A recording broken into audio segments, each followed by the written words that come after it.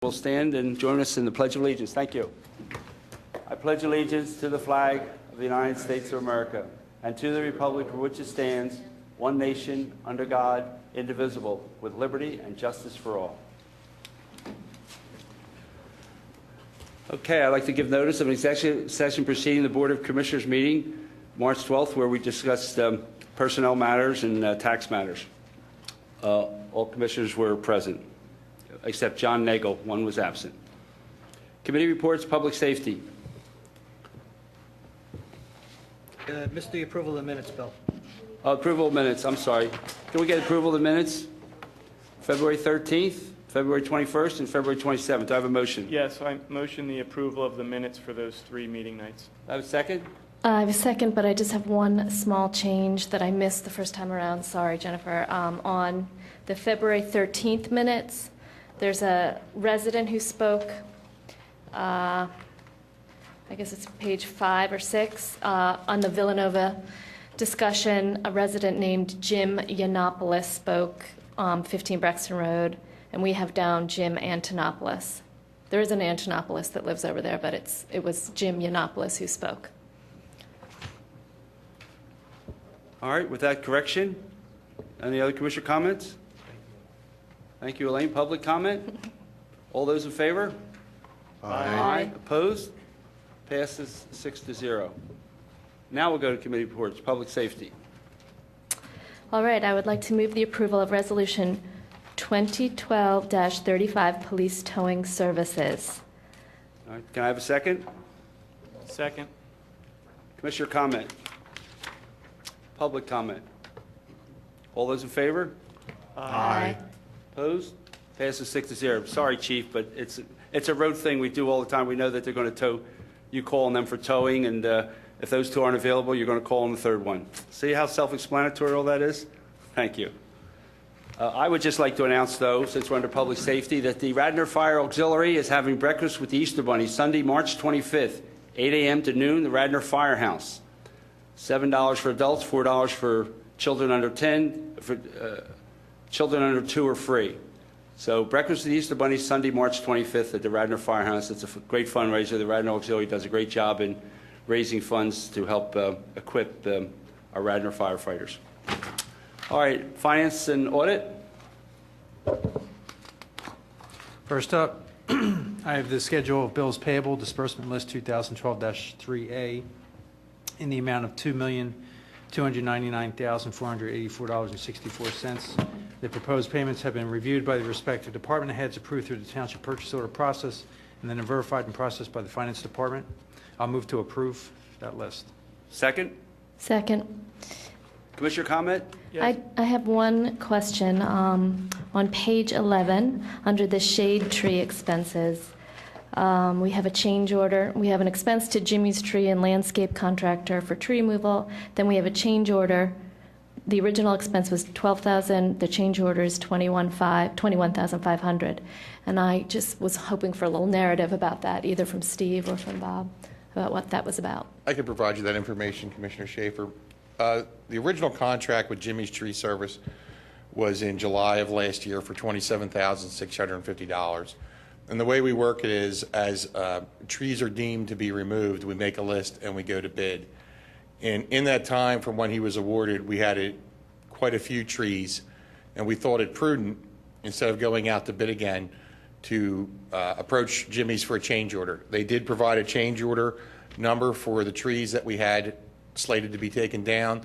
It was reviewed by staff and found to be reasonable and in line. So then the change order was issued on 10/10 through the board for $21,500. So the total contract ended up being $49,150, and that is solely to take down trees within the township right-of-way, and in some cases, some in parks that we were unable to do in-house. And when we do the original bid, does it provide for change orders or adding trees? No, because it's not a unit price, because literally every tree has to get priced. So when we gave them the list of 20-some-odd trees, they went to every tree and attached a price to each and every tree. It includes, if it's the tree's removed, the stump is also removed, topsoil, seed, and mulch is replaced, or in some that are pruned. So it was literally a line-by-line item that tallied up to $21,500. And John, is that okay, John, to do it that way? I'm going to have to look at how it was bid. Yeah. I mean, normally when you bid it, you get a price, whether it's a per unit price or a lump sum. I don't Yeah. know how this was bid. Yeah, we And then what probably- the change order was. In I'm the gonna have to future, look we at should it. probably, when we bid it out, we should have the ability in that bid process to add trees so all bidders know that there could be additions if additional trees come forward. Absolutely, we can note that. Thank you. But if also, too, we did actually bring this back to the board, I believe, to approve the change Yes. order, so it Yeah. was back in front of Correct. the board. Yeah, yeah, That was on So it was October not- 10th. The Correct. board passed the legislation Yes. for the change order. okay. Okay, thank you. Anyone else? Question? Don? did you- Yes, please note my line item recusal on the items involving Office Basics. Any public comment? All those in favor? Aye. Aye. Opposed? Passes 6-0. I have Resolution 2012-36, authorizing the township to enter into a workers' compensation coverage plan for the Radnor Fire Company. Bill White, did you want to speak to this? Sure. As the legislative summary indicates, it's been the township's practice, going back as far as our research can go, that the township would pay for the workers' compensation insurance for the Radnor Fire Company. So the renewal in front of the board tonight is that insurance from March 1st, 2012 through March 1st, 2013. And it has been quoted at a price of $26,322. That's the full year price. And that amount will be subject to payroll audit at whenever the insurance company comes and audits that, which is usually a year in arrears. All right, I'll move to approve Resolution 2012-36. Do I have a second? I'll second. I have a quick question. Does that figure, the payroll estimate, does it include the new EMS workers that they've hired, or is that a separate? It does include that? It does include that, yes. Okay. Any other comments? Public comment? All those in favor? Aye. Opposed? Passes 6-0. Next item is off the agenda, John. All right. Business Privilege Tax Settlement 2012 BT is off the agenda. Next up, I have authorization to advertise for the 2007 General Obligation Bond Refunding Ordinance. I'll move to, well, actually, Bill, do you want to speak to that? Sure. What this item is after discussions with the solicitor and with the bond counsel, being that there will be an ordinance on the March 26th agenda for the Board of Commissioners review and approval for the actual issuance of the refunding bonds, we thought it was appropriate, although not required by law, but appropriate to bring transparency to the process to publicly acknowledge or authorize the advertising of that ordinance. So that's what's in front of the board tonight, would be the public authorization to advertise for that ordinance, which you'll see on the 26th. All right, I'll move to authorize the advertisement for the Second. 2007 General Obligation Bond Questions? Refinancing. Public comment? All those in favor? Aye. Opposed? Passes 6-0. Public Works and Engineering? The only item I have tonight is a request by our Public Works Department to have the authority to receive bids for the purchase of fertilizer and seed for all of the township's athletic fields for 2012. Will you make that motion? I will move that we authorize the receipt of We bids. approve the resolution. I move the resolution. Thank Okay, you. second? Second. With one change now. The date of the resolution is dated the 13th. I think that should be the 12th, shouldn't it, Steve? My mistake, Commissioner. I Yeah. apologize. Okay. Yes, sir. Okay, that's all I have. Any other commissioner comment? I Public? just have a quick question. Is that, I just want to confirm, we're still buying the natural fertilizer product? Correct. The seed is the seed. Right. And in the detailed specifications, it does state natural product. And Okay. Commissioner, I can forward you those specifications if you'd like to take a look at them. You don't need to. Thanks. The other commissioner? Public comment? All those in favor? Aye. Aye. Opposed? Passes 6-0. All right. Caucus, Agnes Irwin School. Good thing you Before we came early, start Nick. before we start this discussion, I'd like to disclose that I have a conflict in that my husband sells sporting equipment to the Agnes Irwin School, so I will not participate in this discussion or any voting. Okay. 25 minutes so far, Bill. No, we start 10 minutes late, Nick. Okay. We'd have been... I don't know if I can talk as fast as you, so. You don't have to, Nick. Just explain this to us Yeah, briefly. this is, you may recall, back in 2010, the board approved an addition to Agnes Irwin School for a gymnasium and a cafeteria. Both the gym and cafeteria were built in 1959 when the school was constructed. So Agnes Irwin is refurbishing that and reconstructing a new gym and a new cafeteria. While the construction is going on, this proposal is for temporary trailers, approximately 2,700 square feet. I believe you can see where they are located in the plan. It's in the same location that Agnes Irwin had temporary trailers back at the previous edition, back in 2003 and 2004. At that time, it was a 5,400 square foot area for trailers. This is a 2,700 square foot area. It is right in this location here.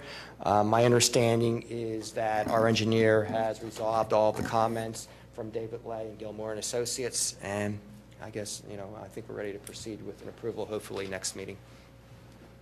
The area is right here. So you're just in here to ask permission to put temporary trailers? Temporary trailers, and actually after the use and occupancy permit is granted for the new gym and cafeteria, we have 6 months to remove those trailers. So obviously it's not a permanent nature. They will be removed within 6 months of the actual completion of the other addition. Any commissioner comment? I'm just reviewing the notes from I guess it's the Planning Commission. There were some concerns about parking issues in the area. From one resident, actually two residents raised that issue. Is there anything being done to help alleviate the parking issues concerned with the contractors? Yeah, right now, I'll ask Kevin to answer that, but right now we're providing the 200 spaces that were, which included an increase, have already been provided, so they're already in before the construction commenced on the new addition. And there's now 200 spaces on site. Required is 188, and previously it was 175, so we did increase it by 25 parking spaces. And then Kevin, I don't know if you can address where construction issues. Sure, I'm going to move this just a little bit to do so.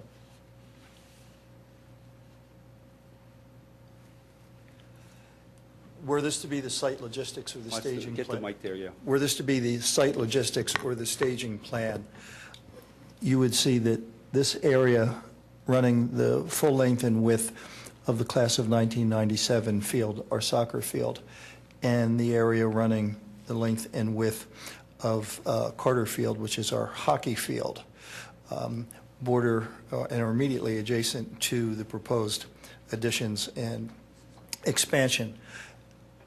All contractor parking associated with this renovation and expansion will take place within those staging and laydown areas, or will be separately arranged for by Intech Construction off-site. So they will not be using any of the existing 200 spaces that we have on site? They will not. Okay. But arranged off-site, what does that mean? Is not public streets, but some No, other location? they're contractually obligated to provide parking in a prearranged area and not off-site in our neighborhoods, Edenton, Trianon, or otherwise. Okay. Dave Lay, any comments at this point from you that you need to share with us? No, the original plan, we did have some concern about stormwater management and some access issues, but they've been addressed, and we've issued a clean review letter.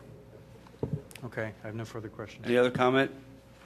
Any public comment? Thank you very much. Before you go, I just want to ask one informational question that is unrelated to this application.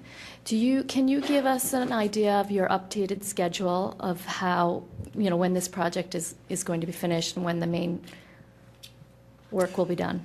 Sure, thank you. The project has commenced earlier this month, and we've begun fencing off the staging area, creating the contractor entrance points to the site, begun some excavation for the stream relocation on campus, and are preparing for within the next week and this week, and hopefully commencing or completing this Saturday relocation of a force main. All of this is in preparation of the beginning of excavation of soil and rock associated with the footprint of the new gymnasium and dining center. A lot of that will take place between now and June 11th, or thereabouts, when the school has completed its commencement exercises. And at that point, the existing gymnasium, fitness center, and dining center will be demolished to make way for the ongoing excavation and the construction of the foundations for the new building. The planned completion of the project is mid to late summer of 2013. What will the students use with the demolition this summer for the entire next school year? That is the point of our change or amendment to the original land development plan. The 2,700 square feet of temporary modular units are meant specifically to provide for a relocation of the fitness center during that period at about 900 to 1,000 square feet of that space.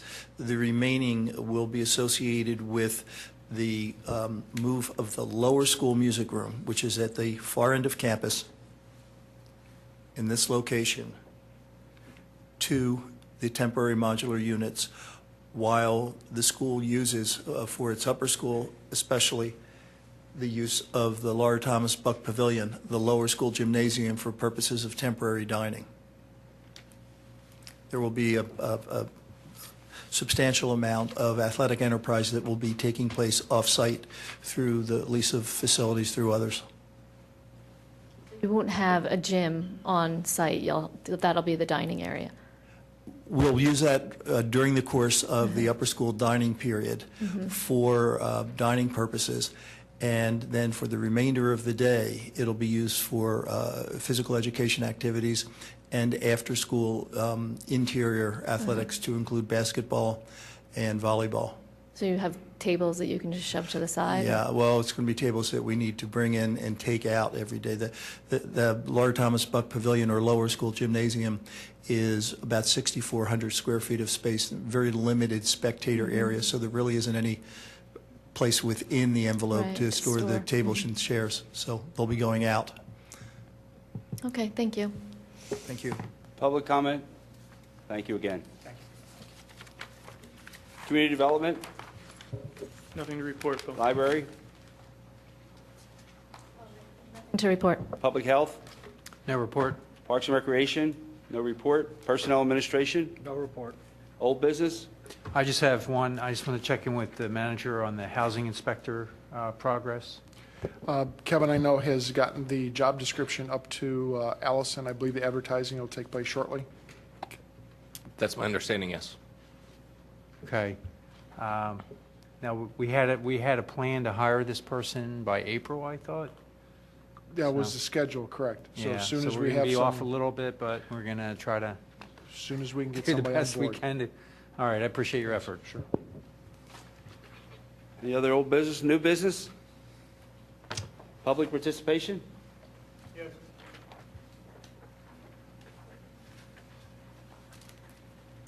Hello, I'm Jim Schneller. I live in the Brinfield in St. David's. Having witnessed the HARB meeting last week, I wanted to raise a deep concern that I and many, many citizens have with the fact that the HARB has again capitulated to rather stark changes to the building at Luella Court. And we wanted to ask your deep inspection and consideration when and if this matter comes to your attention. And I wanted to point out that the main grievance this time centers on a really prominent porch on the western side of the building. This porch is an integral feature of the structure. Whereas before, there's been stairwells, there's been porches where the porticos were going to change. Now, a porch is being enclosed. And it's just common belief among the populace that the Harb has not stuck up for the facade as it was built, and therefore the Harb is kind of toothless. We're hoping you will think about this as we lead up to some kind of approval on your part. More so, I wanted to point out to you at this time that this, as many of the citizens have stood here and said, is just another link in a chain of activity that we thought might end when the last administration left. Indeed, when a new leaf was present on the board.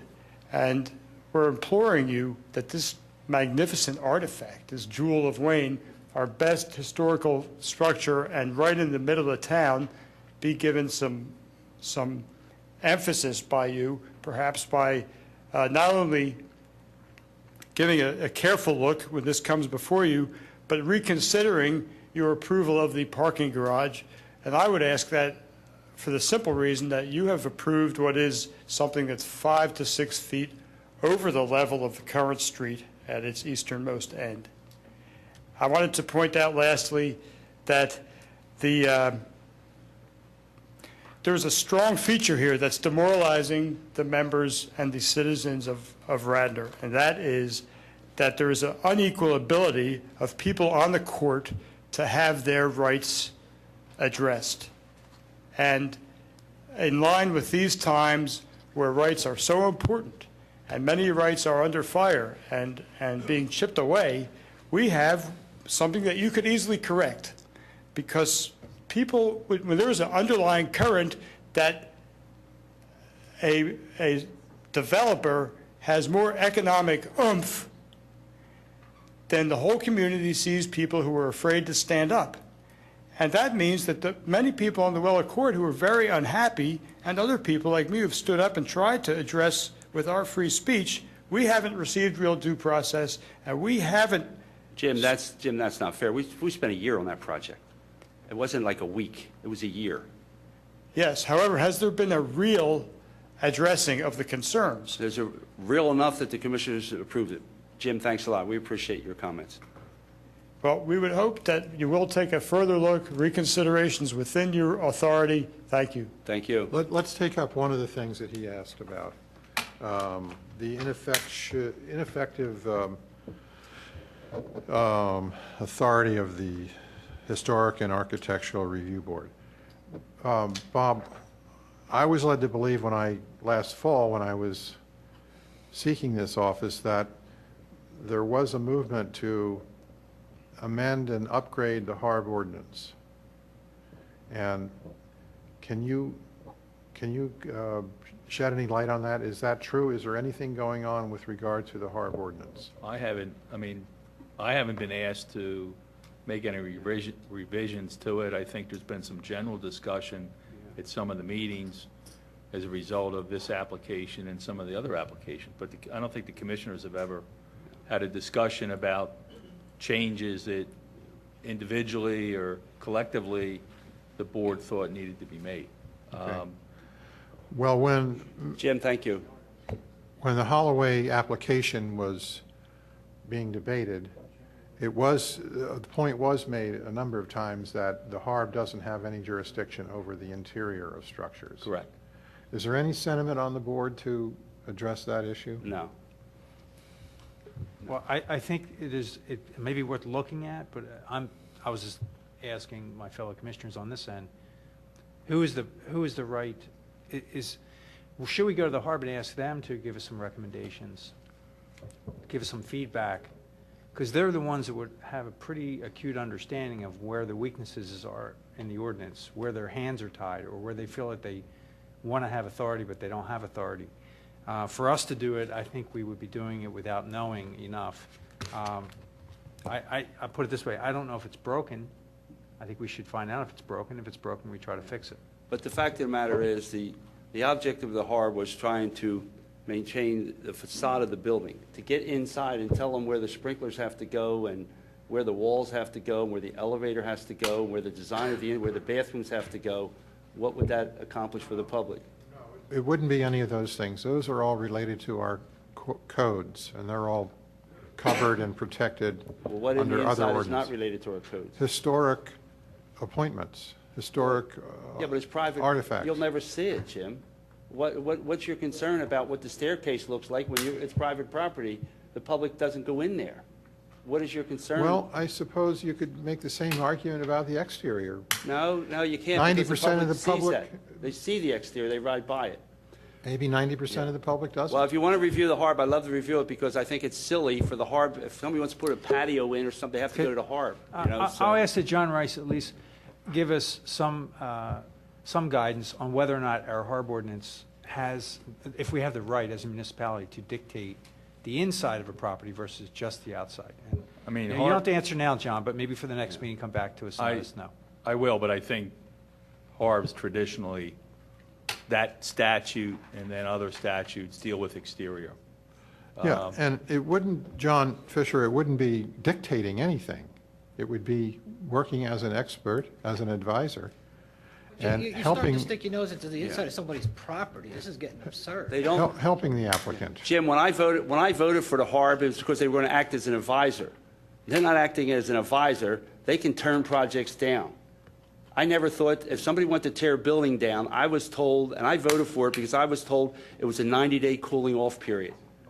And now you can't tear a building down unless Harb approves it. You cannot do it unless Harb approves it. And the commissioners, we overruled them once, but they have a lot of power. They have a lot of power that I never thought they were going to have. I mean, it has So- been my impression that Harb themselves, the board, has not felt hamstrung by how the ordinance is drafted at this point. I could be wrong about that, but I mean, the consternation that we hear from the community is from community members. I haven't really heard that coming from Harp. But if I'm wrong and they do feel hamstrung and that they're not able to protect our assets with the asset that they with the ordinance that they have, I would like to know that. But I agree with John. I don't feel qualified to make that assessment. I don't think this board is qualified. I would love to hear from Harb whether they think there are aspects of that statute that could be strengthened. Well, I have two good friends on the Harb, so I'll talk to them good. about it. All right, got a motion to adjourn? I Move to motion that adjourn. we adjourn. Second? All those in favor? Passes 6-0.